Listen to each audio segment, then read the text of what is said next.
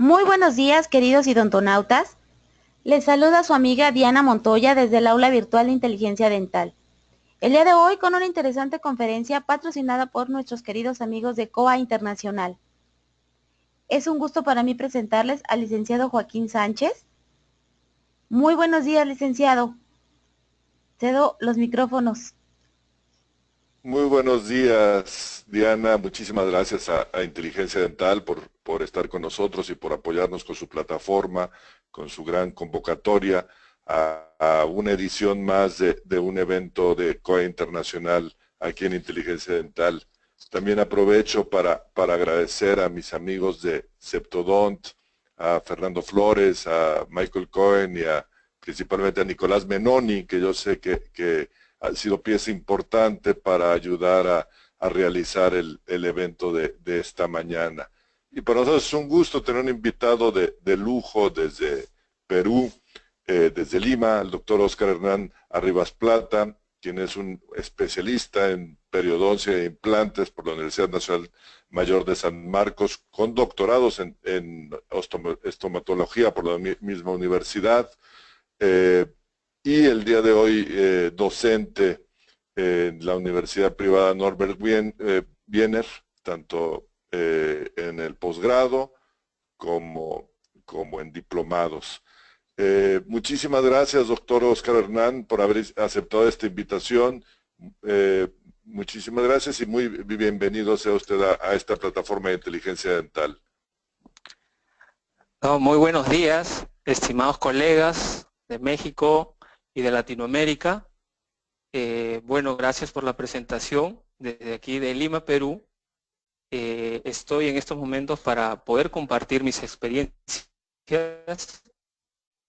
con el uso del RTR y tengo que agradecer también a COA Internacional, a Sectodon, por la invitación a esta cartelera de conferencias muy importantes. Bueno, en este espacio académico quiero que compartamos pues conocimientos, experiencias y dudas que deben tener algunos de mis colegas en cuanto al uso del producto. Y para aquellos estudiantes, bachilleres, colegas también que aún no han utilizado el beta-fosfato tricálcico, el RTR, bueno, en este día ustedes van a aprender lo fácil que es el manejo del uso de este material para que lo puedan usar en su consulta día a día, ¿no? Bueno, entonces el tema de hoy justamente es el manejo de alvéolos post-exodoncia con fosfato tricálcico beta, ¿no?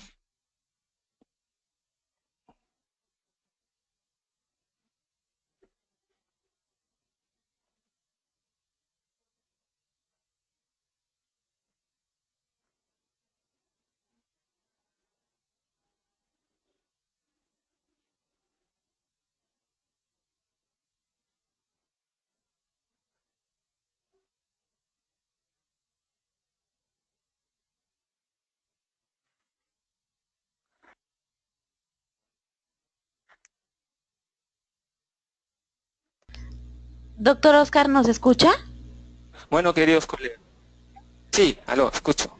Perdón, doctor, nos quedamos un minuto sin audio. ¿Podría regresar, por favor? Sí, lo que pasa es que estaba esperando el cambio de la diapositiva.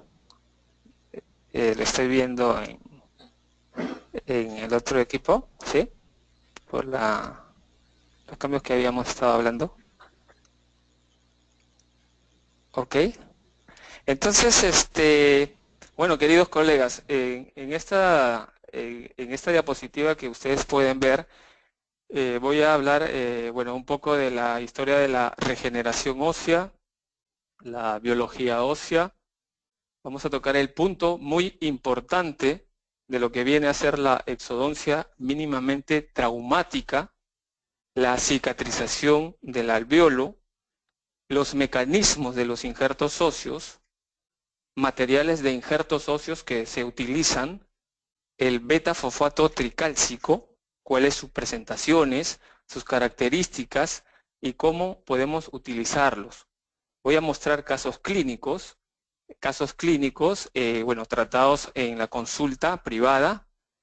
Bueno, tengo un caso clínico que fue tratado en el posgrado cuando estuve haciendo la especialidad. Y bueno, voy a mostrar también con evidencia científica, en este caso, 2 casos donde demuestra el ancho del reborde al utilizar este beta-fosfato tricálcico beta. Y por último, pues las conclusiones, ¿no? Para hablar un poco de la historia de la regeneración ósea, a comienzos de los años 60, hubo un grupo de médicos ortopedistas como Hurley y colaboradores quienes realizaron los tratamientos de la fusión espinal en pacientes. Luego Boyne y otros en los años 70 utilizaron ellos membranas a base de fibras de microporos a base de celulosa para poder separar, digamos, el tejido epitelial del tejido conectivo en defectos óseos de huesos largos. En los años 80 aproximadamente, Newman hizo estudios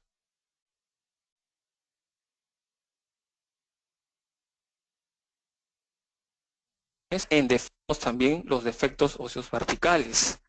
Entonces no fue hasta los años 80 que en cirugía bucal el doctor Danling y el doctor Busser realizaron técnicas ya de regeneración ósea, ¿no?, para mantener, por ejemplo, también el ancho del reborde utilizando membranas.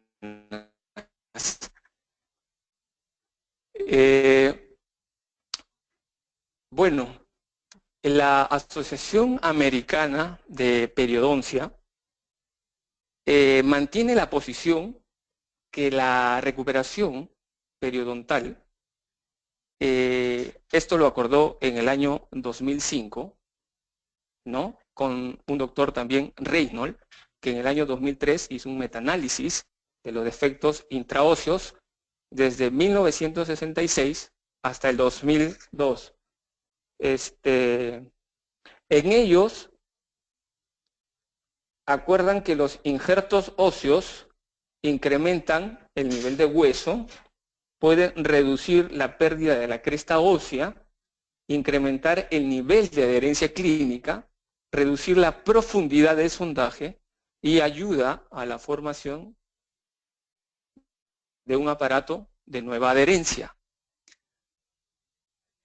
Entonces, nosotros podemos utilizar injertos óseos para diversos tipos de tratamientos. Como pueden ver ustedes aquí en las imágenes, por ejemplo, podemos utilizar el injerto óseo cuando tenemos problemas de dientes fracturados. Tenemos problemas de dientes fracturados. En este caso, hay 2 formas de cómo poder llegar a ver este problema, ¿no? Pacientes que tienen pocos recursos, por así decirlos, se le podría brindar una cirugía exploratoria. ¿La cirugía exploratoria en qué consiste? Prácticamente la cirugía exploratoria consiste en elevar un colgajo para llegar a ver la zona del defecto, ¿no? Como se ve aquí en la imagen que estoy señalando, hay una fractura vertical. Entonces esta pieza ha sido tratada con endodoncia, ha sido tratada con un espigo muñón, pero las condiciones del tratamiento no han sido buenas. Entonces las paredes muy delgadas hicieron que se fracture. Al final, esto de aquí termina en una exodoncia, y ya les voy a hablar sobre las exodoncias mínimamente traumáticas, que no son como las convencionales, que en algunas universidades de mi país, bueno, todavía en pregrado están manejándolas de esa manera. Tal vez Tal vez no me equivoque, en algunos países también, Latinoamérica quizás. Ahora, en la especialidad esto de aquí ya no se realiza. Entonces, el fin de esto también es que aquellos que no todavía han aprendido a realizar extracciones mínimamente traumáticas, bueno, lo puedan ver ahora que les voy a presentar estas diapositivas. También los injertos se pueden utilizar para situaciones de defectos intraóseos, como ven en esta imagen. Esta paciente tenía una bolsa periodontal de 6 milímetros aproximadamente. Se puede también utilizar para la regeneración cuando existe algún tipo de dehiscencia en nuestros implantes. Hablemos un poco de la estructura del hueso. Nosotros tenemos que saber que el aporte sanguíneo es muy importante para nuestro éxito en cuanto a la regeneración ósea. Para esto hay que saber que existe dos aportes sanguíneos importantes. Uno que es el endostio y el otro es el periósteo, ¿no? El endostio que prácticamente se encuentra en la parte interna, que nos va a dar irrigación, ¿no? Que nos va a dar irrigación, y el periósteo que es una membrana que prácticamente está rodeando a todo el hueso, es una membrana vascularizada que permite la nutrición del hueso y de esa manera va a haber un aporte sanguíneo excelente para cualquier tipo de cirugías que nosotros realicemos sobre el hueso, ¿no? Ahora, existe una parte medular, trabecular, ¿no? Y la otra que es una parte cortical. Y el hueso, bueno, tiene sus células. Aquí, en la imagen que les estoy mostrando, podemos ver a las células osteoprogenitoras, ¿sí? Las células osteoprogenitoras, o llamadas también las células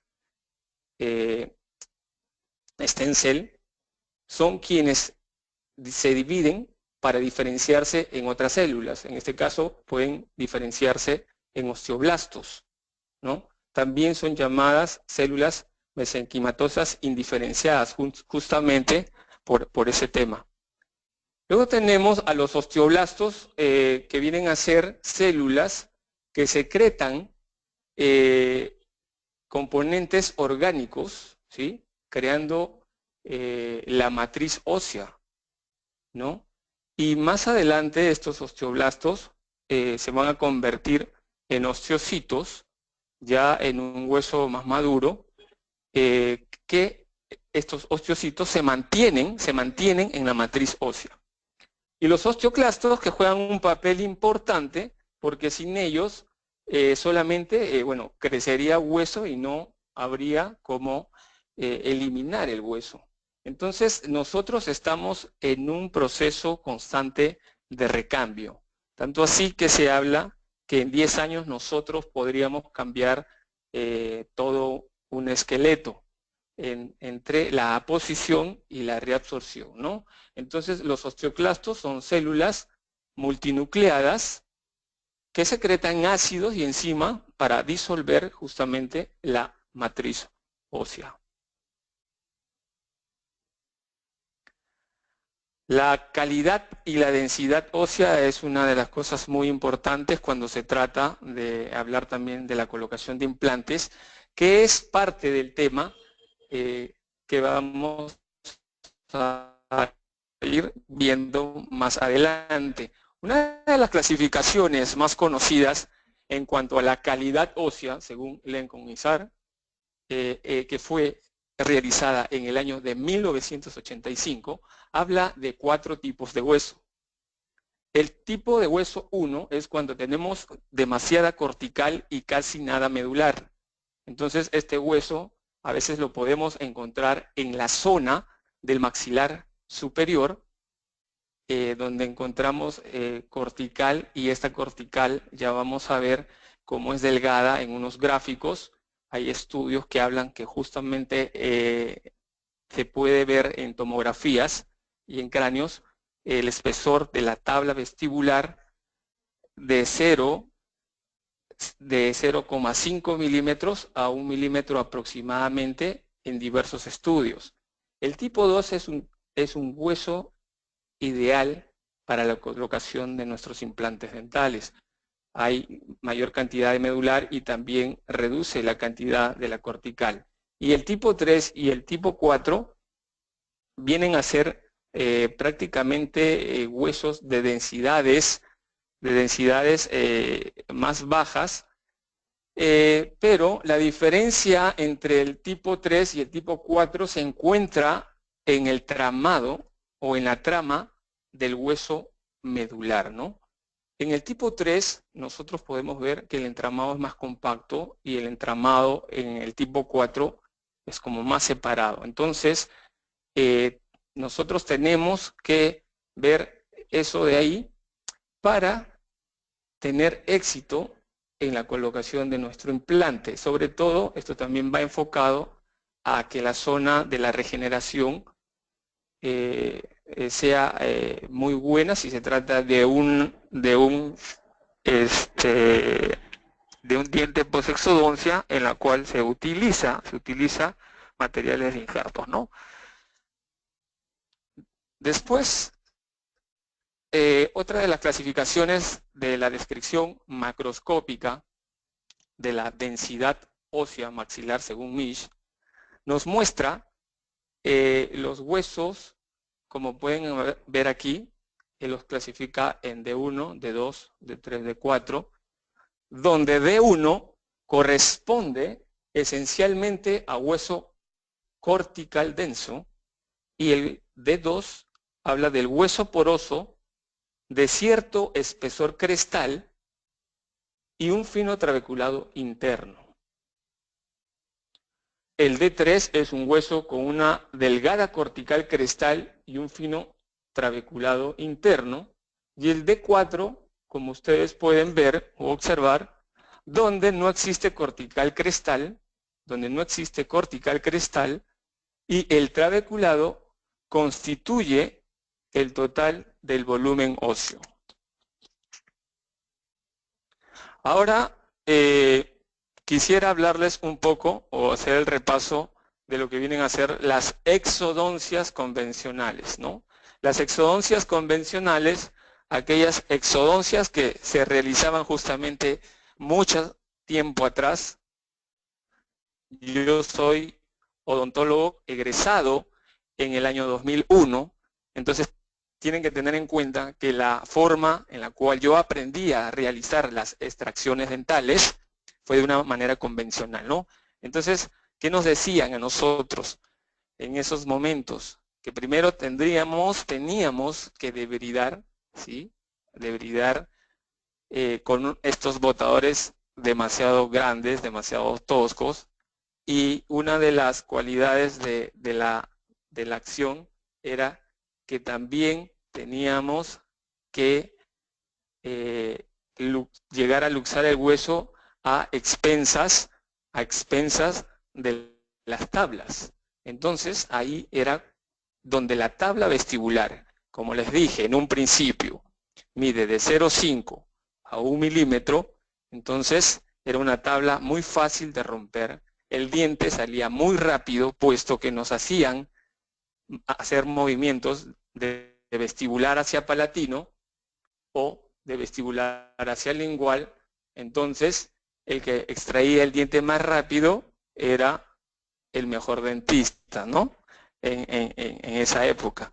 Luego se ve con los años que esto no era así. Es más, en aquellas épocas nos decían que teníamos que presionar las tablas después de hacer las extracciones, ¿no? Cosa garrafal en la actualidad, porque lo que nosotros queremos es mantener el reborde tanto en alto como en altura. Entonces, en esta imagen que les muestro aquí de un paciente, podemos ver claramente cómo la tabla vestibular, llega a medir en la zona crestal aproximadamente unos 0,4 milímetros y en la parte más superior, llegando casi al tercio medio, unos 0,8 milímetros. Entonces ese es un rango y vemos en realidad que la tabla vestibular es bastante delgada y la importancia que debemos de tener para poder mantenerla, ¿no? Este es un esquema de cómo el hueso vestibular prácticamente se rompe, se fractura, ¿sí? Entonces, en estas condiciones la regeneración va a ser muy pobre. Entonces, en el siguiente gráfico, ustedes pueden observar cómo se da una recuperación incompleta de la zona, puesto que el tejido gingival y el tejido conectivo, ¿no?, se invaginan en esa cavidad que deja el diente, ¿no?, el cual nosotros conocemos como el alvéolo. Entonces, ¿por qué sucede esto? Porque la velocidad de crecimiento de las células epiteliales es mucho más rápida que el crecimiento o la velocidad de crecimiento de las células del hueso. La velocidad de crecimiento de las células del hueso aproximadamente se habla entre 10 a 50 micras al día, ¿no?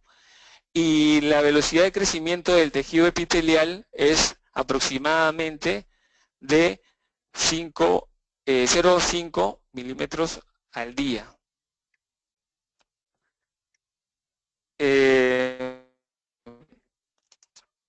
Aquí nosotros en el siguiente gráfico podemos ver cómo se da una restitución íntegra, ¿sí?, cuando se utiliza un injerto óseo, ¿no? En este caso estamos viendo el injerto que vamos a presentar aquí, el fosfato tricálcico beta, el RTR, ¿no? Miren lo que pasa cuando se extraen las tablas o una manera, convencional, el diente, cómo puede quedar el hueso demasiado delgado, conocido como filo de cuchillo, tanto en el maxilar inferior como en el maxilar superior. Miren toda la extensión, ¿no? Lamentablemente, estas eran extracciones de tipo convencional, donde se rompían mucho las tablas óseas para que el diente pueda salir con facilidad.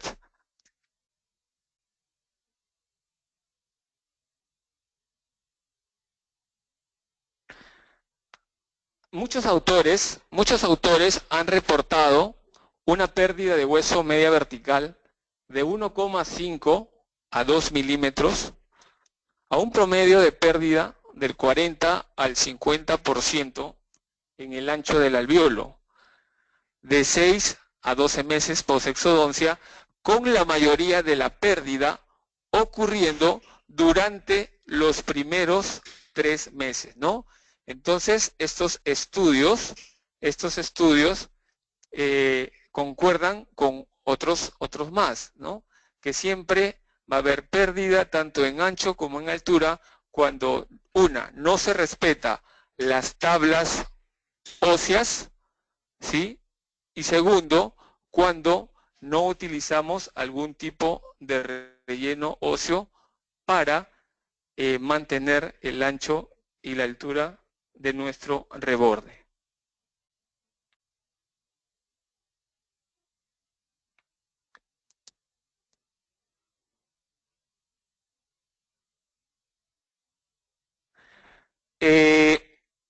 Vamos a hablar de la cicatrización del alveolo posexodoncia.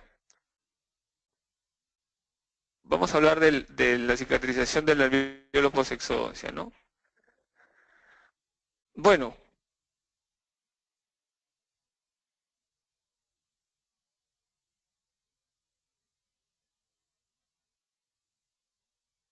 Disculpen. Vamos a ver cómo se realizan las exodoncias atraumáticas, en primer lugar.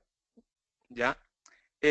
Las exodoncias atraumáticas, en primer lugar, se va a tener que tener cierto instrumental muy diferente a cómo nosotros realizamos, pues, las extracciones convencionales. Primero, tenemos que tener los llamados periostótomos. Estos periostótomos son periostótomos que se pueden encontrar tanto para la zona anterior y para la zona posterior.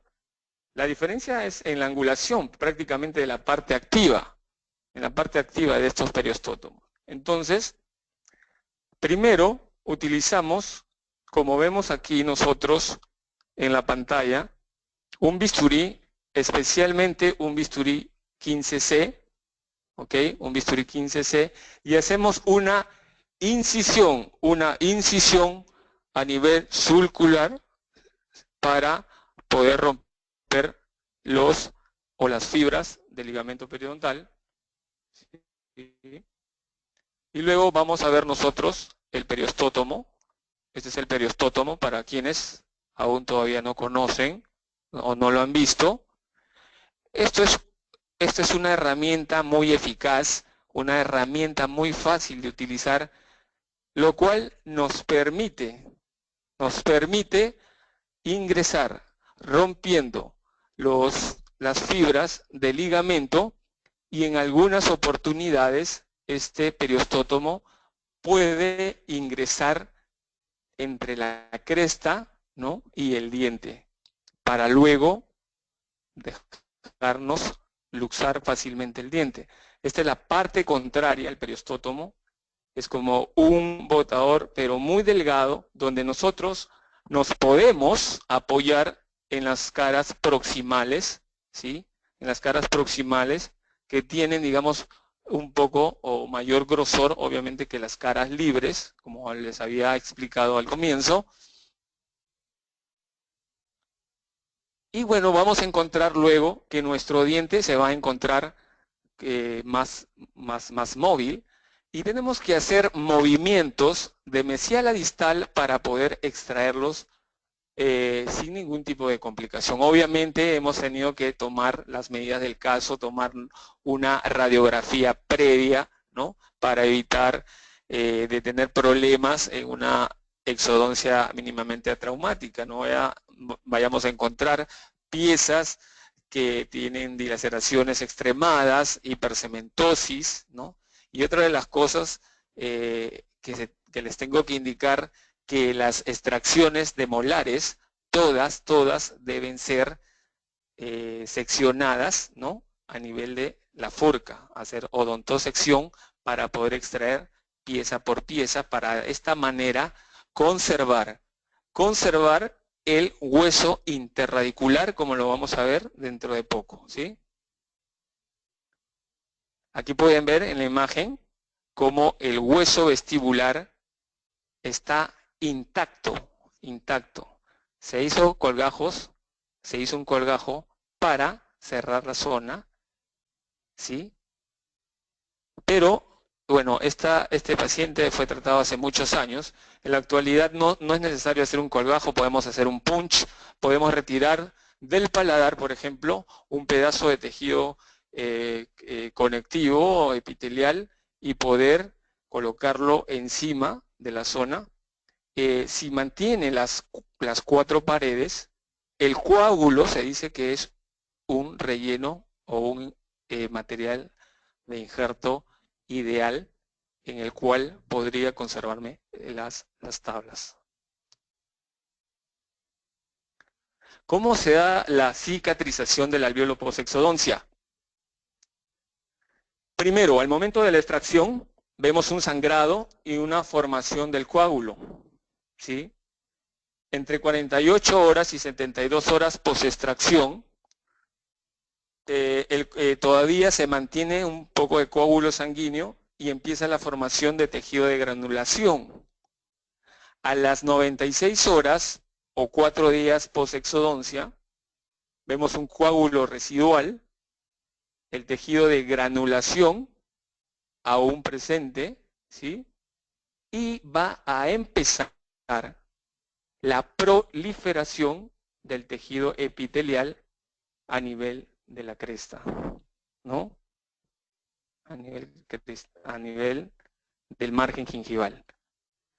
En el 7º día vamos a ver la formación de un tejido conectivo inmaduro, la formación de osteoide y la proliferación epitelial va a continuar su camino.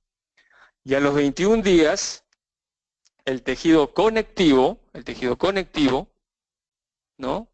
Se va a encontrar presente, va a empezar la mineralización del osteoide y la reepitelización que va avanzando hasta llegar a la 6ª semana, donde podemos ver la reepitelización ya de la zona, ¿no? Y con un hueso trabeculado.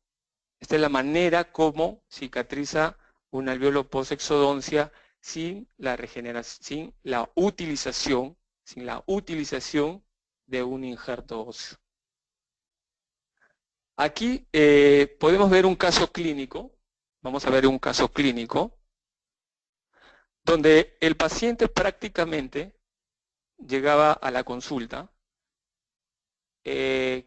Clínicamente pueden observar que esta pieza se ve muy mal, ¿sí? Inclusive es una pieza que se encuentra invadiendo el espacio, o el espacio interoclusal sobrepasa 3 milímetros aproximadamente, donde no deja colocar ningún tipo de corona si es que se necesita rehabilitar en la zona inferior. Y al tomarle pues la radiografía vemos una lesión cariosa que está invadiendo toda la furca prácticamente y que este diente no tiene salvación.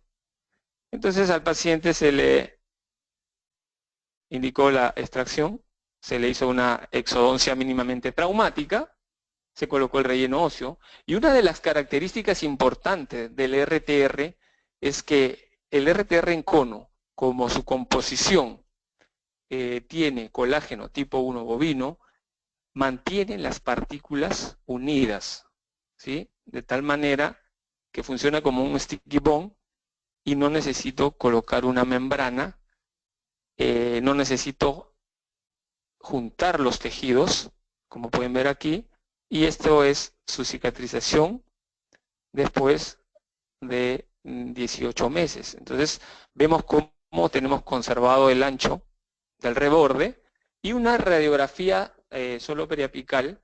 Este paciente todavía no ha regresado para sus otros implantes, como ven aquí hay uno, aquí también tendríamos que ponerle un implante, pero no se pudo poner un implante de posexodoncia porque la longitud obviamente, como ven aquí, no era muy buena para colocar un implante posexodoncia. El caso 2. El caso 2, este paciente también llega a la consulta, donde claramente en la radiografía podemos ver una lesión de furca, ¿sí?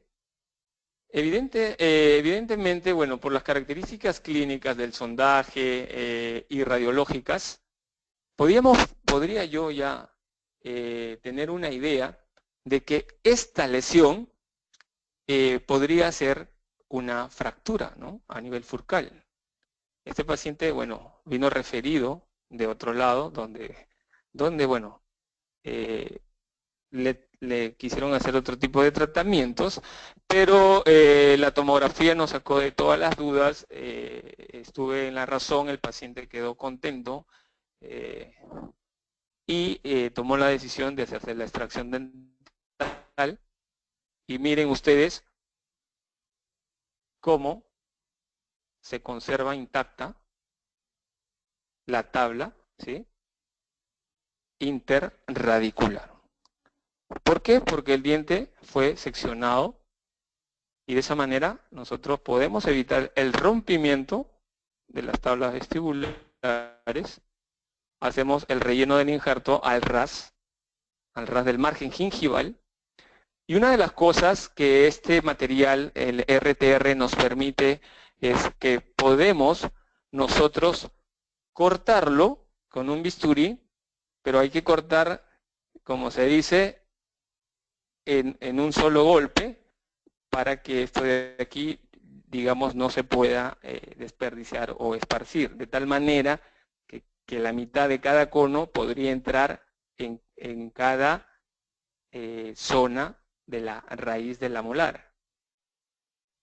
Entonces, bueno, aquí la estructura es una seda negra 3, obviamente no veo diferencias significativas en utilizar una reabsorbibles, y entonces pueden ver aquí después de un par de meses cómo el reborde se mantiene, y estamos esperando simplemente los 6 meses a un poquito más, como les voy a explicar más adelante, para recién colocar el implante dental.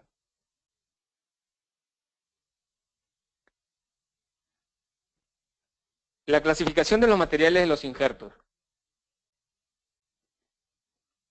Tenemos los injertos autógenos, que vienen a ser el hueso del propio paciente, ¿sí? Es el hueso conocido como el gold estándar, tenemos los homogéneos, de diferente constitución genética, ¿sí?, pero de la misma especie. Estos homogéneos vienen a ser los aloinjertos, ¿ok? Los aloinjertos, hueso de cadáveres, que son huesos liofilizados, y que en algunos casos, bueno, hay pacientes que no se quieren colocar este tipo de implantes, de rellenos óseos. Los heterógenos, que son los aloinjertos, que tienen diferente constitución genética y diferente especie, y los aloplásticos, que son los materiales sintéticos, donde aquí pues prácticamente el RTR de Sectodon se ubica, ¿no?, como un material aloplástico beta-fosfato tricálcico, ¿ok? Tenemos también los factores de crecimiento, las proteínas óseas morfogenéticas, el PRF, que se utiliza mucho en la actualidad y que también lo he combinado con este tipo de material.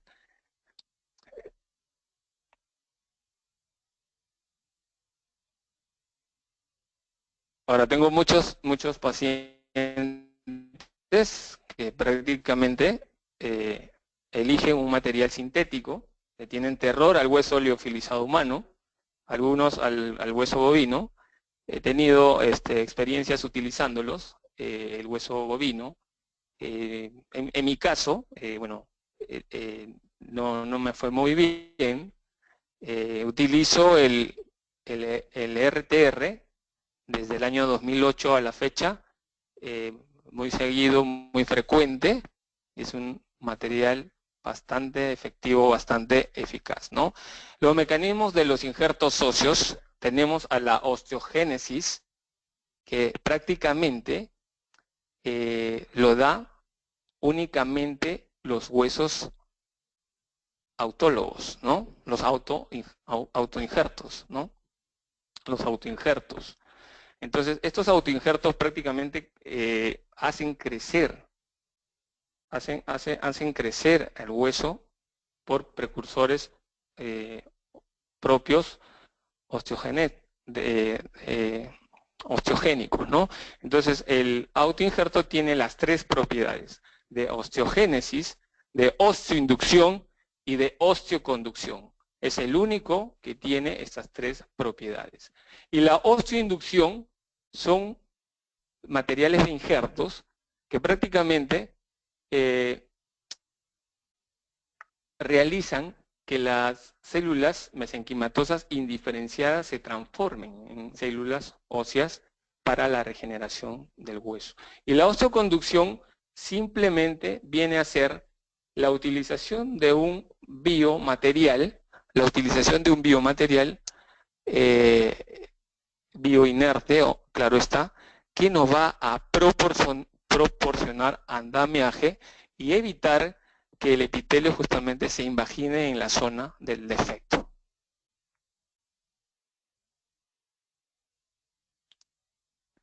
El injerto óseo ideal. El injerto óseo ideal sería que sea proveído de matriz inorgánica, reabsorbible. El nuevo hueso es formado osteoconductivamente del hueso huésped. La matriz sirve como andamio para la fibrina, la fibronectina y los vasos sanguíneos. Podría contener también las proteínas óseas morfogenéticas, ¿no? Para la transformación de células mesenquimáticas, ya sea en condroblastos, osteoblastos y tejido hemapoiético, ¿no?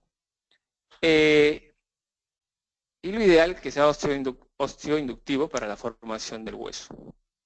La fuente de manera óptima, no del paciente. En la actualidad ya se está dejando de lado el paradigma de la utilización, en algunos casos, la utilización de los injertos en bloque, ¿sí? La utilización de los injertos en bloque para el ensanchamiento horizontal de la cresta, y se está utilizando los injertos particulados con la utilización de membranas, en especial las membranas de titanio, ¿no? Que no tenga un potencial para la enfermedad. ¿Qué quiere decir esto? Que no sea un material que traiga consigo problemas de contagio y un potencial osteogénico perfecto, ¿no? Entonces, ¿qué necesita el hueso para curar? Un sitio mecánicamente estable, una matriz osteoconductiva, una matriz osteoinductiva, precursores celulares osteogénicos y el acceso vascular, que es bastante importante, ¿no? Entonces, el ambiente mecánico y una revascularización me permiten tener la seguridad de la supervivencia de mi injerto óseo.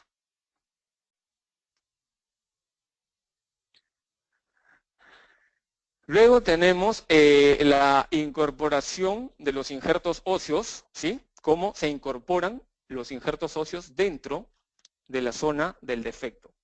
Aquí tenemos en la parte superior la representación esquemática en fases del proceso óseo regenerador mediante los injertos óseos. En la fase T1, ¿sí? Es el momento de la colocación de la mezcla heterogénea de partículas del biomaterial en suspensión hemática parcial, prácticamente, ¿sí?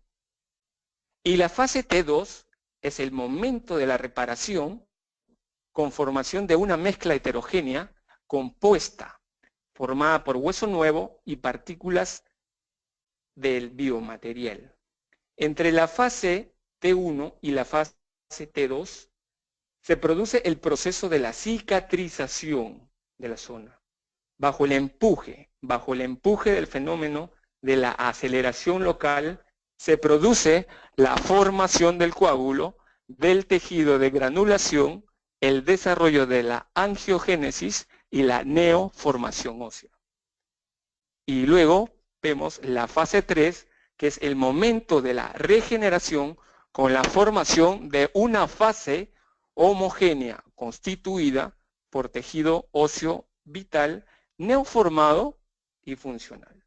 Entonces, entre la fase T2 y la fase T3 se produce la maduración del injerto. Se produce la maduración del injerto con la completa reabsorción del biomaterial, el cual va a ser sustituido, ¿no?, por el hueso del propio paciente. Entonces, es así como se incorporan los injertos hacia la zona que nosotros queremos regenerar. Pasemos entonces a hablar del tejido reabsorbible reemplazable, ¿no? Sus siglas en inglés en inglés Replacement Tissue Resorbable, ¿sí? El RTR, vamos a ver su presentación también. Viene en jeringas, viene en conos. Vienen jeringas de 0,8 centímetros cúbicos de gránulos de fosfato tricálcico beta, ¿no? En una jeringa curva estéril, que su utilización va dirigida más a lo que es levantamiento de seno maxilar. También se puede utilizar en alveolos post-exodoncia. Voy a mostrarles mi primer caso clínico, donde muy bien lo recuerdo, la señorita Yulisa llegó en el año que estoy haciendo la especialidad y entraba el producto y tuve la suerte de tenerlo y de ahí a la fecha nunca lo he dejado de utilizar. Utilizo mucho el cono, es mucho manejable para la regeneración ósea de defectos en ancho, en post-extracciones, y la presentación de la que ven ustedes aquí abajo del particulado de 2 centímetros cúbicos, aquí todavía no la tenemos en Perú, pero bueno, la pongo aquí porque existe, ¿no? Los conos vienen de 0,3 centímetros cúbicos con un diámetro de 6 milímetros y una altura de 10. En algunos casos tenemos que utilizar los 2 conos que vienen en la caja, porque esta caja viene con 2 conos, vienen herméticamente sellados con doble empaque de esterilización y son muy confiables, ¿no? El primer uso in vitro del betafosfato tricálcico fue llevado a cabo por Alve y Morrison en el año de 1920. Su composición química es muy similar a la fase mineral del hueso. Esta estructura tiene los poros interconectados al azar, biocompatibles y reabsorbibles. Luego vemos que la composición, bueno, aquí ya está la fórmula química, es bastante parecido a la del hueso, ¿sí? Y sobre todo que libera iones favoreciendo la reabsorción ósea, ¿no? Iones de calcio y iones de fosfato. Sabemos que el hueso está formado por una parte orgánica y una parte inorgánica. La parte orgánica del hueso, que está aproximadamente formada por un 33%, y la parte inorgánica de un 67%, ¿no? Donde en la parte inorgánica lo que más encontramos es el calcio, ¿sí? Y en menos cantidades, bueno, en menos cantidades ya viene el fosfato y entre sus otros componentes inorgánicos. Y el colágeno es el que se encuentra en mayor cantidad en la parte orgánica del hueso. Una de las cosas del betafosfato tricálcico buenas es su alta pureza en un 99% prácticamente. Y el tamaño de las partículas es una de sus ventajas, el tamaño de sus partículas, porque tiene partículas mixtas, que quiere decir que encontramos macroporos y encontramos microporos. Entonces, tenemos un tamaño de partículas de 0,5 milímetros, ¿no? a 1 milímetro. Y tenemos porosidades que van desde 100 micras, ¿no? hasta las 400 micras, y microporos de 10 micras. Entonces, eso hace que el material sea bastante bueno, bastante valioso.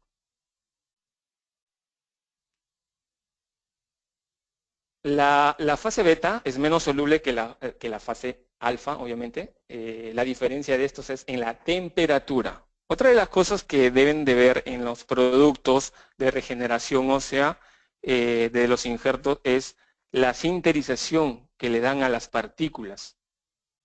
¿Ya? Porque a mayor sinterización que se les da a las partículas, su grado de reabsorción del material va a ser más lento. Entonces, ¿qué es lo que nosotros queremos lograr para, digamos, tener una buena regeneración y en qué tiempo? Entonces, para eso también tenemos que saber qué material utilizar e informarnos qué tipos de porosidades tiene y cuál es el tamaño de sus partículas. La velocidad de reabsorción del material está relacionada con su porosidad Y el tejido óseo neoformado para crecer necesita poros mínimos de 60 micras.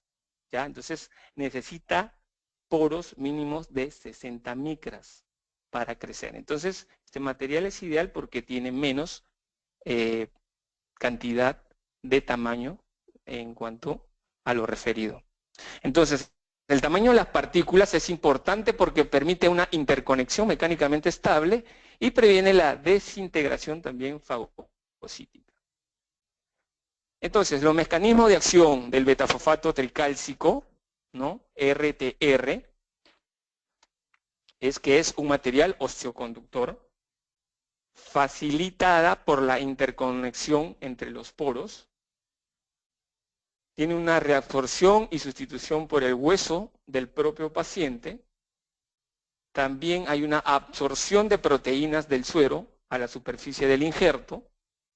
Hay una migración celular y neovascularización por la estructura porosa que tienen este RTR. La reabsorción fagocítica que va a ocurrir en el tiempo determinado. La deposición del hueso sobre este material y la porosidad y el tamaño que les he referido de las partículas y el proceso de la velocidad de reabsorción son ideales, ¿no? Entonces, en promedio, como les dije, el fabricante nos habla de una reabsorción del material de 6 meses. Tengo un estudio histológico de un caso clínico donde fue a 12 meses, no encontré ningún tipo de partículas, vamos a verlo ahí, pero se habla de que la regeneración ósea se da entre 9 a 12 meses. Entonces estamos hablando, existen en fisiopatología, hablan de un sigma, ¿no? Entonces un sigma que viene a ser, o la duración de un sigma que viene a ser 3 meses. Entonces se habla de que para que exista regeneración ósea tenemos que tener por lo menos 3 sigmas. Entonces estamos hablando de 9 meses, ¿ok? Es importante conocer también los defectos óseos periodontales. Existen los defectos óseos de 1, de 2, de 3 paredes y los defectos óseos circunferenciales.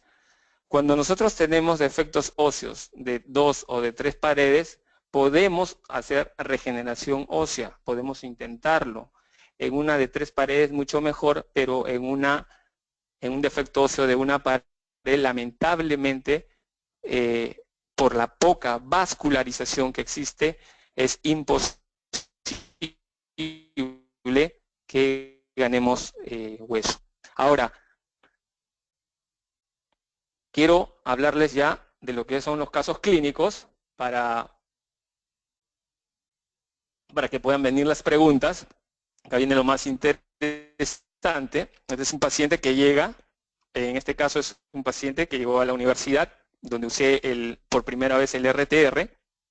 En las radiografías periapicales ustedes pueden ver cómo se aprecia una imagen radiolúcida. Se hizo una fistulografía. Se puede observar la fístula en la zona de la pieza 2.5. En este caso se utilizó el fosfato tricálcico en jeringa. Se hizo la exodoncia de la pieza. Bueno, esto fue hecho en el 2009 aproximadamente. Entonces, los cambios de formas de tratamiento evidentemente son distintas. Ya no hago un colgajo de espesor parcial para tapar un alveolo. Mi manejo es diferente. Pero bueno, les estoy mostrando las fotografías de aquella época. Aquí está ya el injerto colocado. No se colocó ninguna membrana. Está la sutura también con hilos reabsorbibles interrumpidos, puntos en 8. Aquí podemos ver cómo se da la cicatrización a los 12 meses de la cirugía. Entonces mantenemos un buen ancho, ¿sí? Aquí, bueno, estaba yo de aprendiz, lo que hubiese hecho era cortar el frenillo lateral para que exista mayor movilidad. Pero bueno, es cuando uno está recién aprendiendo en esa época, ¿no? Ha pasado mucho tiempo ya de aquel día, ¿no? Bueno, Lo que sí vamos a ver es que a veces la cicatrización, como ven, no es tan bonita, se mantiene, sí, el ancho. Obviamente, como va a haber un implante aquí, esto no es muy importante. Cierto que sí, se pierde en altura pocos milímetros, pero no se pierde la cantidad de hueso que se perdería si es que nosotros no utilizamos los injertos óseos.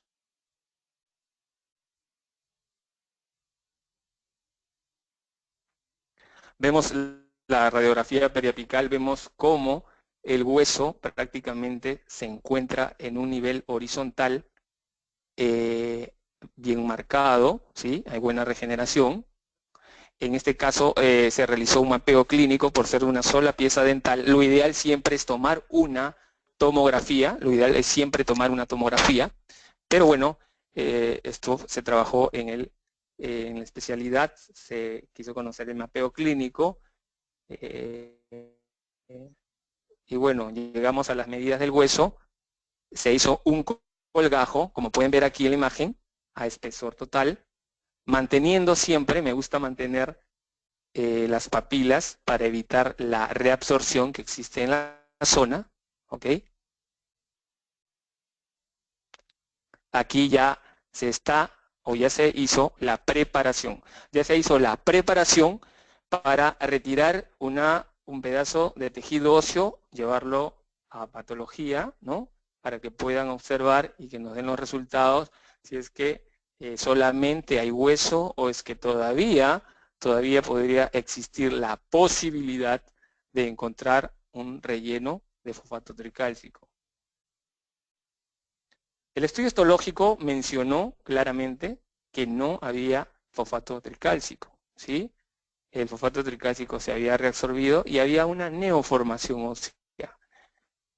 Aquí se realizó luego de esto el elevamiento del seno maxilar porque, bueno, todavía tenía poca altura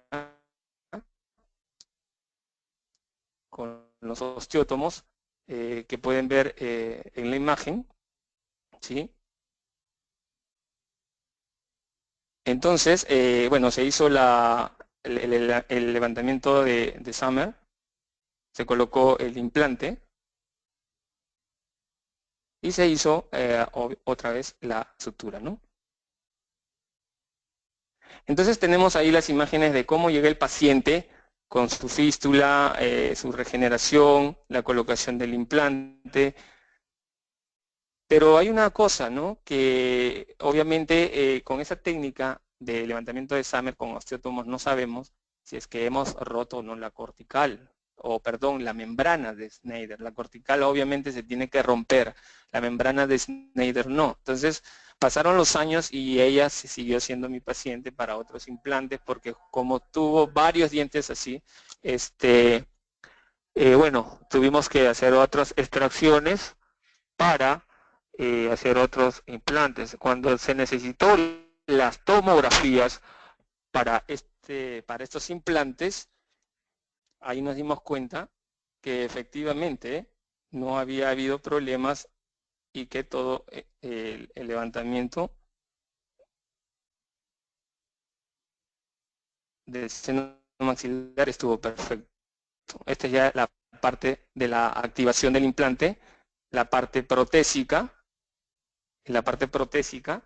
¿sí? Estamos colocando el tornillo de cicatrización en la imagen derecha, como pueden ver. Esta es la forma como se ve el implante de conexión interna. La corona, obviamente, que ustedes pueden ver, tiene cierta retracción. Esto se ha dado por la cirugía. Se le explicó a la paciente que era una corona que se tenía que cambiar antes de realizar la cirugía, ¿sí? Aquí está el transfer, cubeta abierta. El transfer, la cubeta abierta. Ahí se pudo observar el análogo del implante con la impresión, ¿no? Entonces ya vemos el abutment atornillado, ¿sí? Y bueno, este es el trabajo final después de bastantes años, casi 2 años. Vemos la corona, vemos cómo el tejido se encuentra en buenas condiciones, en ancho, ¿sí? Y en su altura. ¿Ok? La radiografía inicial.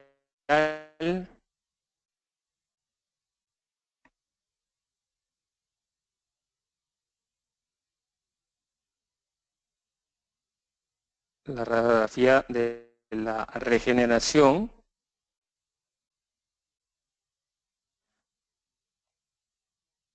Luego vamos a observar cómo se encuentra el implante después de casi 5 años, ¿no? La reabsorción ósea casi viene a estar igual, no ha habido mayor pérdida de hueso.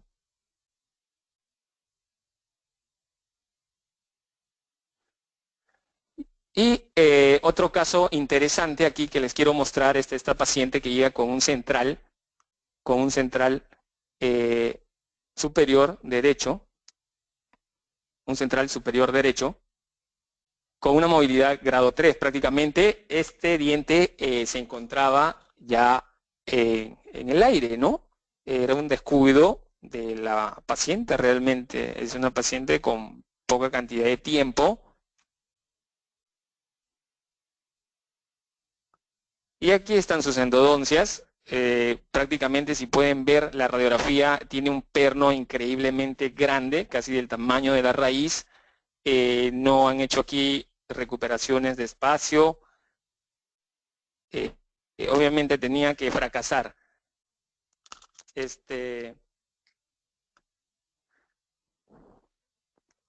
¿No? Entonces están viendo aquí la fractura, ¿sí? Están viendo la fractura después de hacer el colgajo. Después de hacer un colgajo, vean la fractura inminente que presenta la pieza dental.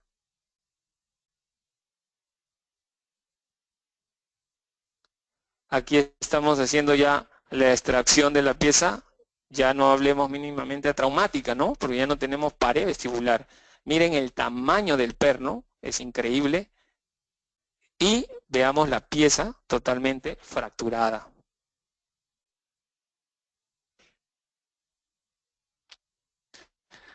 Aquí en este gráfico, en esta fotografía, justamente la estoy marcando para que vean, para que ustedes puedan ver, queridos colegas, cómo la destrucción de la tabla ósea, ¿no? Vestibular puede ser tan evidente con un proceso de una fractura radicular. Entonces, los pacientes a veces, bueno, obviamente desconocen, ¿no?, el problema que puede ocurrir aquí. Si nosotros miramos hacia el lado derecho, bueno, me pidieron, bajo circunstancias de una historia clínica confirmada, quería hacer una recuperación de espacio biológico en una zona de un canino que iba a interferir con la estética, pero bueno, el rehabilitador quedó en realizarle una porcelana rosada y tratar de que esto se vea lo más estético posible, ¿no? En las siguientes fotografías vemos cómo un cono está entrando, casi como pueden ver ustedes en la parte derecha inferior, totalmente, ¿no? Pero sí, en algunas ocasiones es mejor utilizar membrana, ¿ok? Entonces, en este caso, sí utilicé una membrana, puesto que el defecto óseo era bastante grande y no quería que exista ningún tipo de problemas.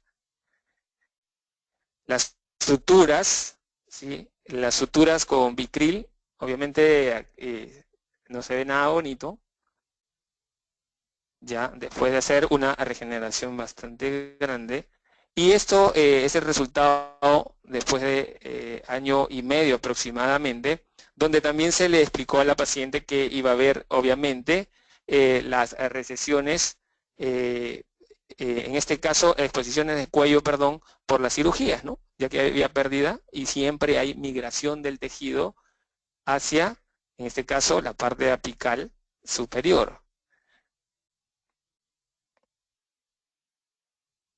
Es así como se puede observar la regeneración ósea. Nosotros podemos sugerir al paciente de que se realice una segunda cirugía para eliminar este tipo de cicatrización, ¿sí? O colocar un injerto de tejido conectivo. Pero son pacientes que a veces no quieren una segunda cirugía o en realidad no tienen una sonrisa gingival que les parezca a ellos hacerse una cirugía cuando están bien. Pero lo más increíble de esto es que no sabemos si es que hemos logrado incrementar el nivel de hueso en ancho hasta que tomemos una tomografía. Y la tomografía evidencia una regeneración ósea a nivel vestíbulo palatino de la zona, como pueden ver ustedes en esta radiografía, ¿no? Pasemos a otro caso clínico, ya un par de casos clínicos más. Paciente, igual, con un proceso ya marcado con movilidad de la pieza, la fractura que les mostré. En este momento la paciente no quiso colocarse un injerto. Se trató de preservar lo mejor posible las tablas. Se colocó un provisional y es así como regenera, ¿no? Como en silla de montar, ¿sí? Regenera como en silla de montar. Entonces esto es un Seiber 1, en la clasificación de Seiber 1, porque el defecto o la pérdida está en sentido vestíbulo palatino, pero en altura podemos ver que no ha ocurrido mayor problema, pero esto lo tenemos que evidenciar también tomográficamente. Aquí vemos la concavidad, ¿sí? La concavidad del defecto, que al momento de colocar el implante nos puede traer consigo que a posterior se expongan las roscas del implante por la delgadez que ocurre al momento de colocar el implante por la posición del eje protésico con la zona inferior. Aquí vemos la colocación del RTR, ¿sí? Y también la utilización de una membrana. Puntos suspensorios, el implante colocado. Miren la diferencia que existe, ¿sí? De la silla de montar. Ahora ha mejorado mucho, pero podemos, al activar el implante, para colocar el tornillo de cicatrización, podemos realizar una técnica llamada la técnica de rol, ¿sí? Como pueden ver aquí hay neoformación ósea, no se observa la concavidad.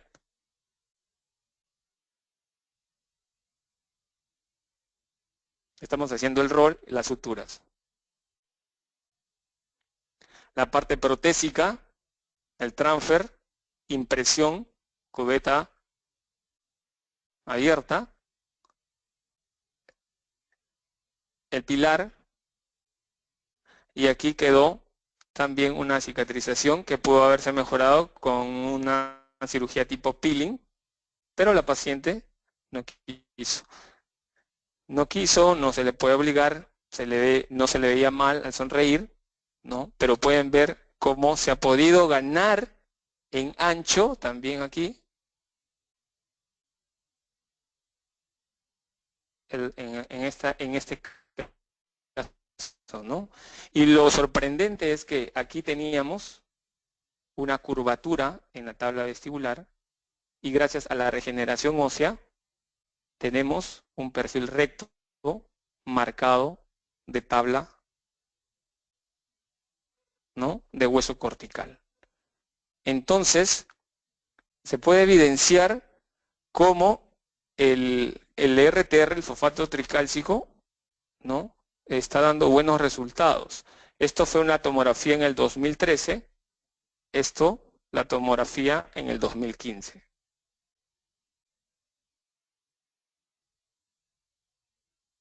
Este es el último caso clínico, ¿sí? Acá también la paciente, silla de montar, pueden ver la tomografía en noviembre de 2014. La tomografía, podemos ver que el hueso está bastante reducido en ancho, inclusive en la zona más crestal aún peor. Y evidentemente, hacemos un colgajo, se puede ver como el hueso está bastante pobre.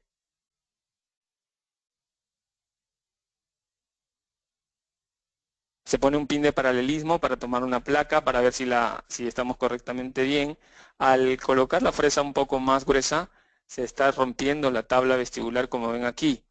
Y lo que ustedes pueden observar como unos puntos en la parte de la cortical es la corticalización para que este tejido pueda sangrar y que el relleno óseo en la zona tenga mejor vascularización, ¿sí? Entonces aquí tenemos el cono, aquí lo estamos empaquetando, y aquí déjenme decirle que en realidad no utilice membrana,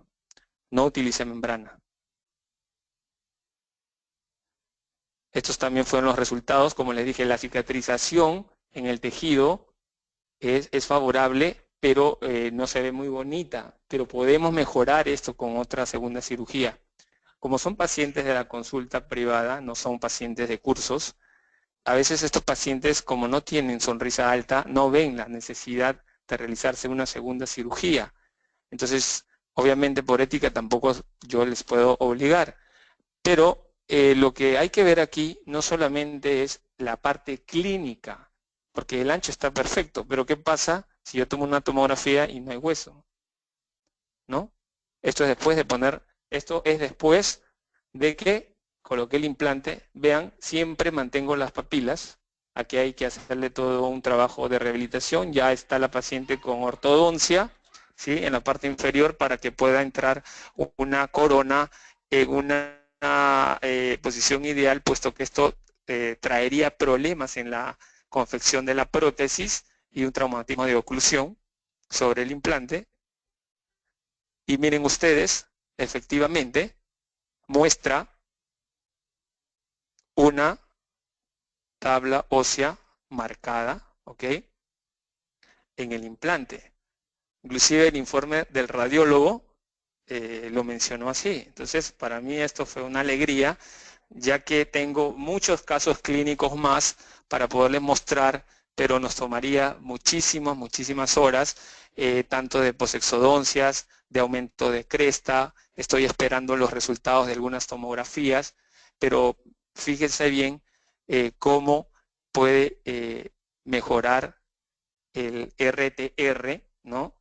Replacement Tissue Resorbable, en inglés, un producto de Sectodon que evidentemente da buenos resultados.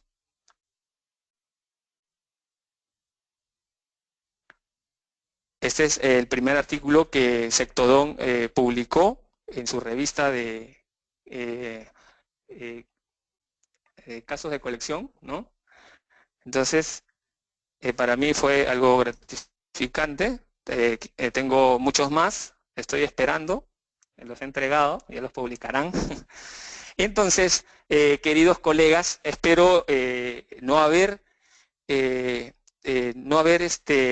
digamos, tomado mucho tiempo en explicar esto. En realidad es un tema bastante largo, en una hora es bastante corto, pero llegamos a las conclusiones en el cual el betafosfato tricálcico ha demostrado ser un buen material osteoconductor para la regeneración ósea después de rellenar un alveolo post-exodoncia, consiguiendo un reborde alveolar conservado para la colocación de un implante dental. Su capacidad de reabsorción para formar hueso tuvo resultados excelentes, demostrando por un estudio histológico a los 12 meses después de su colocación, como los le había mostrado a ustedes, después de 5 años se pudo comprobar en la tomografía el buen estado del implante, el éxito del levantamiento del seno maxilar con la técnica de Summer, y los resultados obtenidos en este estudio comprueban las observaciones más importantes de otros estudios clínicos y experimentales que se han venido realizando por otro grupo de profesionales. Entonces, se necesitan más investigaciones, más presentaciones de casos clínicos. Esto es un trabajo que no es de la noche a la mañana, es un trabajo que requiere de seguimiento de nuestros pacientes, es bastante trabajo, se ve la eficacia de nuestro material en 2 años aproximadamente, ¿no? Si queremos regenerar, colocar un implante, como les acabo de mostrar. Entonces, les invito a ustedes, colegas, que todavía tal vez han tenido dudas de este material, les he podido yo demostrar en estos casos clínicos, algunos que les he presentado, el manejo sencillo y la utilidad y la eficacia de este material. Lo único que les tengo que recalcar es que cuando uno trabaja con toda la honestidad del caso, respetando al tejido blando, al tejido duro, sin hacer mucha presión sobre aquel tejido blando, entonces los resultados siempre van a ser favorables, ¿no? Y para terminar, como dice el genio Albert Einstein, hay una fuerza motriz más poderosa que el vapor, la electricidad y la energía atómica, que viene a ser la voluntad, ¿no? Entonces, sigamos para adelante, sigamos estudiando y encontrando nuevos, digamos, materiales, siempre cada vez mejores, rompiendo paradigmas. Y bueno, espero que esta conferencia haya llenado sus expectativas, ¿sí? Haya llenado sus expectativas, y estoy al servicio de ustedes para cualquier tipo de preguntas. Muchas gracias por su atención.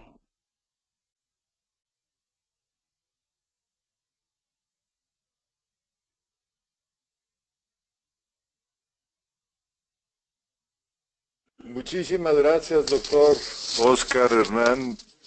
Extraordinaria conferencia, y muchísimas gracias a todos los asistentes que estuvieron con nosotros esta mañana a través de Inteligencia Dental en sus diferentes plataformas. El día de hoy con una muy grande asistencia en el portal de webinar, pero también con una asistencia y mucha participación en el portal en Facebook, en la plataforma de Facebook de Inteligencia Dental y de Codental y de Dentadec, que también se unió a esta conferencia.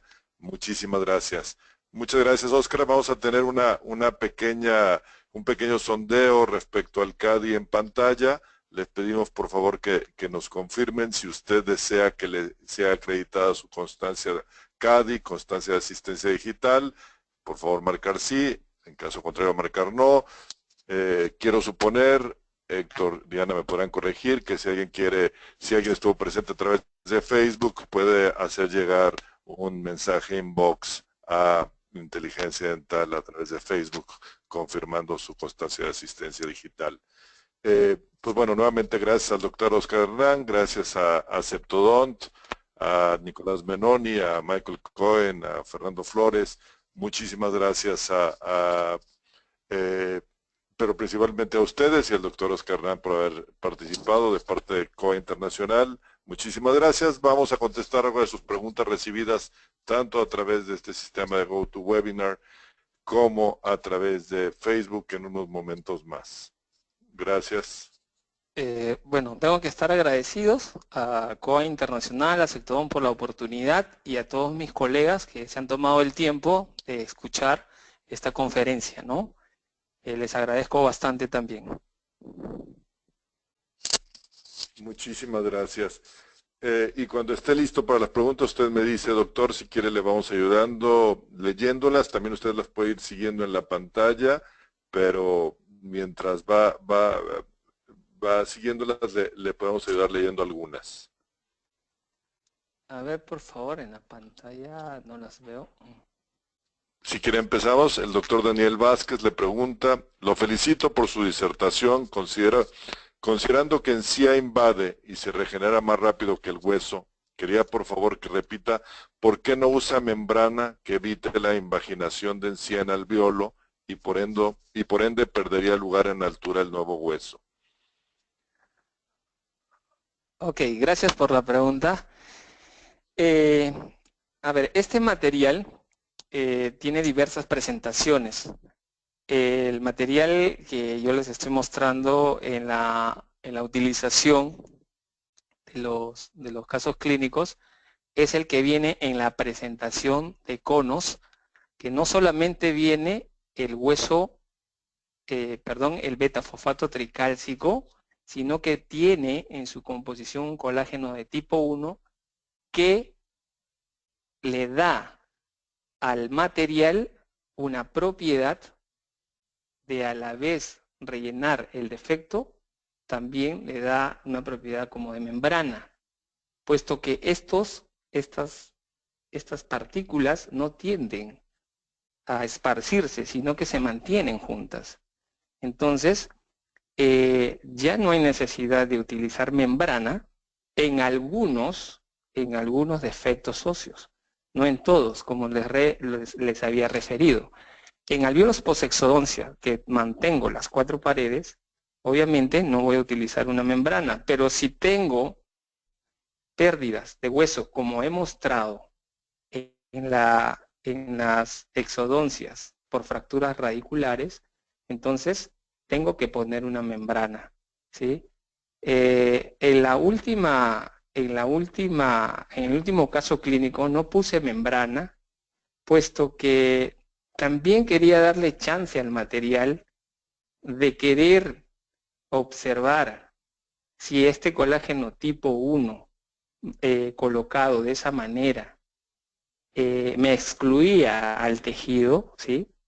Y bueno, se ha logrado, y para mí el hecho de haber encontrado una respuesta positiva en la tomografía es algo que rompe paradigmas, ¿no?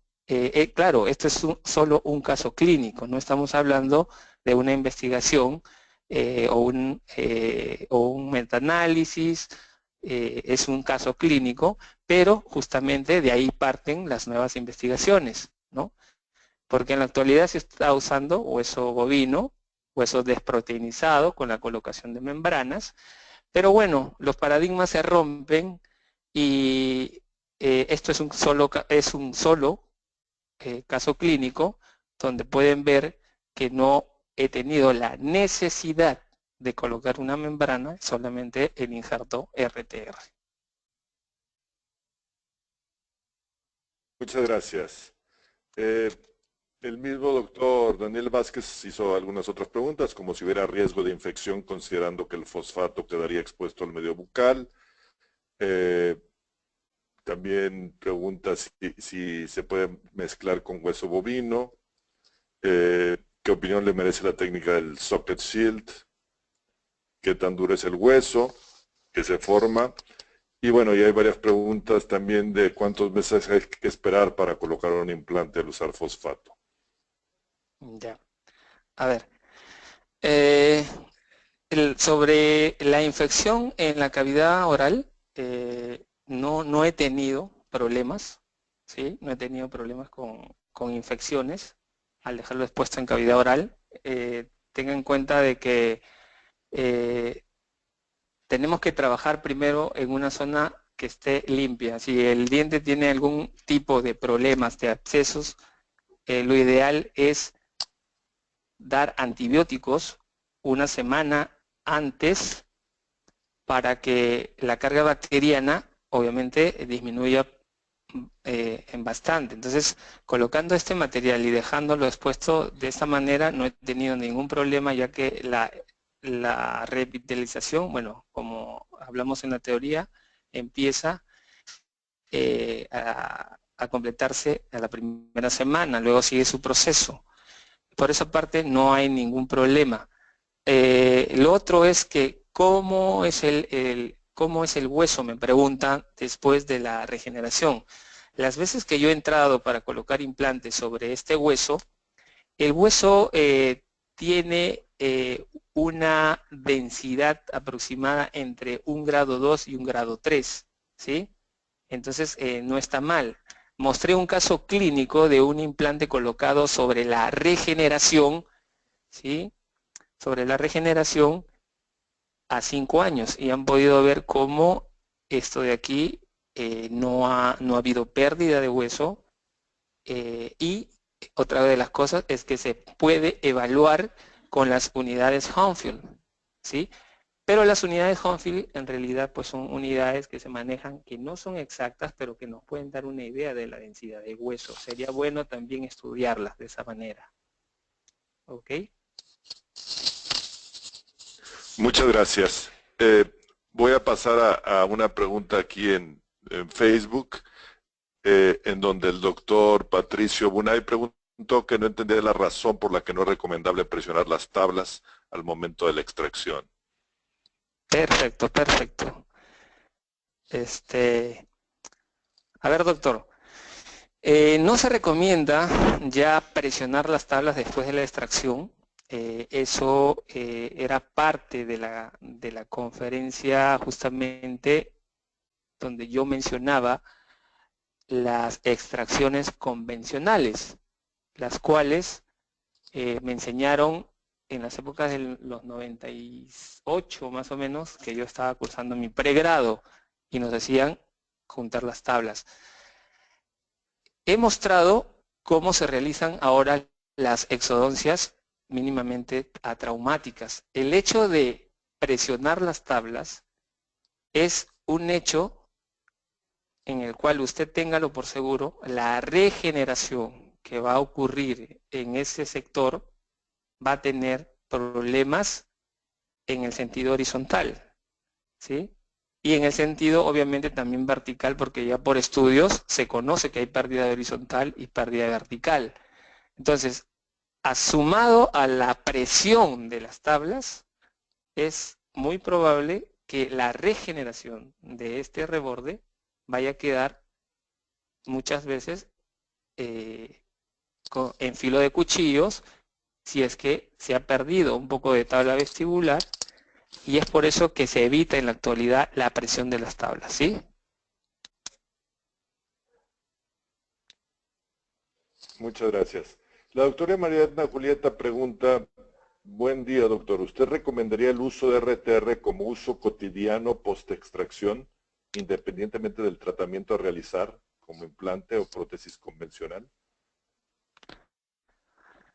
A ver, para contestar a su pregunta, buenos días doctora, sí, la práctica diaria, ahora los pacientes, bueno, al explicarle la técnica de cómo puede quedar su reborde al ser mantenido con el RTR o los injertos óseos, puede ser utilizado para esperar una buena regeneración y colocar un implante. Y lo otro es que podría utilizarlo también si es que va a llevar una prótesis fija. Si se habla que estamos realizando una extracción dental en la parte estética, o sea, me refiero a la parte superior anterior, cuando no colocamos ningún tipo de relleno, ténganlo en cuenta de que siempre va a haber una regeneración del reborde muy pobre, muy malo. Tanto así que las prótesis fijas van a llevar pónticos más largos, pónticos en los cuales no son nada estéticos. Ahora, es cierto que se puede manejar esta mala regeneración del reborde con injertos de tejido conectivo también, haciendo pónticos ovalados o realizando pónticos el E-Pontic, ¿no? Que es una técnica también para la confección de pónticos. Entonces, se puede manejar con tejido conectivo, sí, pero si es que yo tengo la precaución de mantener mejor el hueso, ¿por qué no podría utilizar un injerto, no? Muchas gracias. La doctora Virginia del Rocío Navarro pregunta cuál es su opinión, cómo funciona el implante en pacientes con osteopenia. ¿Está indicado? Bueno, en pacientes con osteopenia, en realidad no he tenido pacientes, ¿sí? De esa naturaleza, pero lo ideal es hacer una interconsulta con su médico tratante, ¿sí? Para ver en qué condiciones está la paciente, ¿no? Pero si fuera simplemente una osteoporosis, hay que recordar que la osteoporosis no necesariamente se da en los huesos maxilares. Entonces no es una contraindicación absoluta en el caso de una osteoporosis, ¿no? Pero para una osteopenia, preferible hacer la interconsulta con su médico tratante en el mejor de los casos, ¿no? La doctora Guadalupe López pregunta, cuando se realiza una prótesis inmediata post-extracción, ¿no afecta la cicatrización utilizando este material? Cuando se hace una prótesis inmediata, a ver, por lo general, cuando realizo este tipo de cirugías y coloco los famosos provisionales, lo que hago es no hacer presión en la zona de la cirugía. Y para ser sinceros, a veces pacientes que van a trabajar y que trabajan en oficina y que no tienen contacto con el público, en ellos a veces les recomiendo no utilizar la prótesis. En este caso, si es una Whipla, ¿ok? Y si es una fija, obviamente hay que tenerla, pero sin hacer presión en la zona de la cirugía. Libre de presión, eso sí, libre de presión, porque si nosotros hacemos presión y hacemos una sutura demasiado, digamos, isquémica, vamos a tener un fracaso rotundo en ese tipo de regeneración. Entonces, alivio por completo, cuidados en la salud, en la higiene oral y sobre todo utilizar algún compuesto de clorexidina al 0,12% durante las 2 semanas y controlar al paciente después de la cirugía el segundo día, a la semana, ¿no? Pero siempre acuérdense no hacer presión sobre el injerto colocado. Muchas gracias. La doctora Laura Cortés te manda, bueno, felicita por tu excelente conferencia desde Columbia, Illinois, y te pregunta tu opinión sobre People Paste para regeneración ósea. A ver, por favor, ¿me puede repetir la pregunta? Tu opinión sobre People Paste para regeneración ósea. Ya, bueno, el término, tengo que ser sincero, no lo he escuchado. Tendría que averiguar un poco, ¿sí? Para empaparme del tema, no podría yo dar una opinión en ese sentido. Le pido disculpas a la doctora. Es la primera vez que escucho ese término, ¿sí? Y tal vez en otro momento se lo podría yo explicar, ¿no? Conociendo el tema. Muchas gracias. El doctor Gerardo González te pregunta sobre qué desventajas o si la desventaja de RTR pudiera ser el tiempo de integración. Perdón, la pregunta, por favor. Si la desventaja del RTR pudiera ser el tiempo de integración. La ventaja de la integración. La desventaja, que tiene mayor tiempo, toma mayor tiempo la integración que otros sistemas. La integración del RTR, como les dije durante la conferencia, bueno, toma un proceso fisiopatológico de 3 sigmas, ¿no? Entonces, lo ideal es esperar, cada sigma demora 3 meses, entonces lo ideal es esperar de 9 a 12 meses para colocar recién un implante dental, porque lo más probable es que podamos encontrar algunas partículas todavía de este fosfato tricálcico, ¿sí?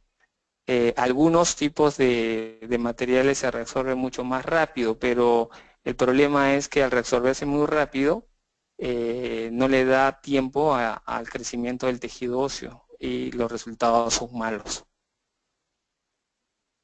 Tienes muchísimas felicitaciones de muchas partes de México y de muchas partes de América Latina, pero también tienes aquí una de la doctora Andrea Julissa González Saavedra que dice: gracias por su conferencia, doctora Rivas Plata, representando a nuestro Perú. No, muchas gracias de verdad a todo el público oyente que se ha tomado el tiempo para poder escuchar mis experiencias, ¿no?, que he tenido con este material para mí fabuloso.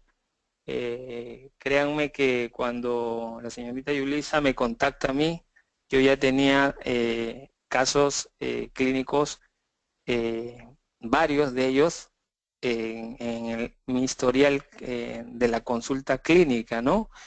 Es ahí cuando ellos me dan la oportunidad de publicar mis resultados y bueno, y la invitación de ellos, gracias a COA también internacional, y gracias a todos por el tiempo brindado.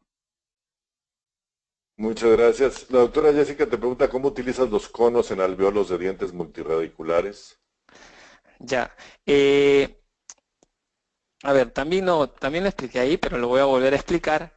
Los dientes multirradiculares, los conos se pueden cortar con el bisturí. Hay una imagen ahí justamente que estaba mostrando una riñonera. Bueno, en ese momento la riñonera era en ese momento lo único que estaba estéril. Lo tienes que cortar en una zona que está estéril y se corta simplemente con un bisturí muy fino, un bisturí 15C, lo partimos en dos, no se va a perder esa consistencia que tiene, van a seguir las partículas unidas y cada corte o cada slide prácticamente se coloca dentro del alvéolo de los dientes multirradiculares. Ajá. Y con el otro cono que me queda, yo podría, digamos, terminar de rellenar la zona crestal sin ningún tipo de problemas. Muchas gracias. Y vamos a contestar, bueno, le vamos a hacer una pregunta de Facebook del doctor Ángel Eduardo Martínez. Si a la colocación de implante se genera una fenestración, ¿se puede regenerar con este material? Claro que sí, también lo mostré en una de las imágenes, ¿no? Cómo una dehiscencia, una fenestración se puede se puede regenerar con este material, al igual que los defectos intraóseos también, ¿no? Y los defectos intraóseos también lo he utilizado sin la necesidad de utilizar una membrana. Me ha ido muy bien. Muchísimas gracias, doctor. Son muchas preguntas. Tenemos que terminar la sesión por hoy, pero bueno, ha sido muy No, grato tenerlo y ha sido muy impresionante tener las dos plataformas simultáneamente. Muchas gracias a Inteligencia Dental, pero muchas gracias a usted, doctor. De mi parte, de parte de COA Internacional, agradecer su gentileza, su preparación, su disposición, su profesionalismo y generosidad para compartir su experiencia y conocimientos con todos nosotros. No, agradezco a ustedes, a COA Internacional, a Sectodon, a todos mis colegas que se han dado el tiempo y bueno, un fuerte abrazo desde aquí de Lima, Perú, para todos ustedes, ¿no? Y cuando deseen, bueno, estoy para servirlos nuevamente. Muchas gracias. Hasta Muchas pronto. gracias. Le dejamos el micrófono a Diana para despedir a la audiencia. Muchísimas gracias. Agradecemos a nuestros queridos amigos de COA Internacional, a Septodon. Muchísimas gracias, doctor Oscar Arribas Plata, por esta interesante conferencia. Le enviamos un fuerte abrazo hasta Lima, Perú. Gracias a ustedes también, como les dije. Para mí ha sido una experiencia fabulosa, gracias a todos los oyentes. Y bueno, espero algún momento compartir otras experiencias con otros casos clínicos, ¿no? Muchísimas gracias. Y un fuerte abrazo desde Lima, Perú. Gracias, doctor. Será un placer tenerlo nuevamente con nosotros. Muchas gracias a nuestros queridos idontonautas que se conectan de todo nuestro país y de países hermanos latinoamericanos. Fue un verdadero placer recibirles el día de hoy en nuestra aula virtual I+D en el ciberespacio. Les agradecemos mucho su tiempo, confianza y preferencia. Nos encantará encontrarles próximamente en esta, su aula virtual, para que disfruten de las interesantes conferencias que tenemos por venir. Se despide su amiga Diana Montoya. Que tengan una excelente tarde. Y les recordamos que el día de hoy nos encantaría escucharlos nuevamente en el ciberespacio con nuestra sesión que tendremos hoy a las 9 de la noche, hora del centro de México. Muchas gracias. Hasta pronto.